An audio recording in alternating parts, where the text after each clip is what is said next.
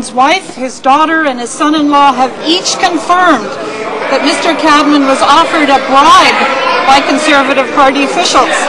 The Prime Minister was caught on tape saying, I quote, "The offer to Chuck was that it was only to replace financial considerations he might lose due to an election." What were these financial considerations, and why does the Prime Minister refuse to explain the tape? She's been a member of Parliament for a few weeks now. Where's the question on higher education? Where's her commitment to the people of Vancouver Quad to raise substantive issues? She's lost in fantasy land, but she has an opportunity with her supplementary question to either ask the question she said she was going to in the campaign or read the question that was given to her by her leader. Let's see what she does. Speaker, another one of the Prime Minister's puppets who usually has his pants on fire.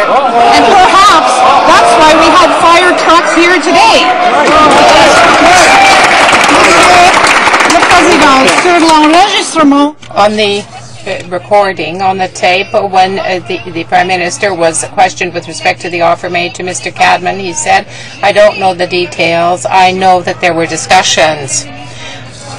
The Honourable University of British Columbia have their answer about their member of Parliament and her commitment to raise issues of UBC at the House of Commons. She can continue to raise these fantasy questions, and she continue to try to raise issues and scandals that in fact never happened. We've answered this question. Mr. Speaker, with every scandal around him, the Prime Minister can pretend it's about somebody else. With the Cadman affair, he can't. It's all about him. His voice, his words.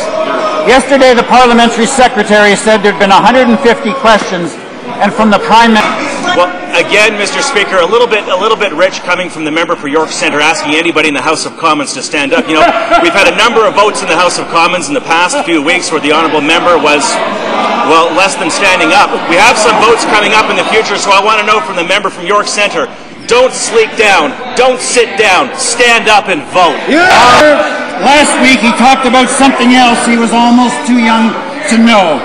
Pull the goalie. This is April, Mr. Speaker. I don't get pulled.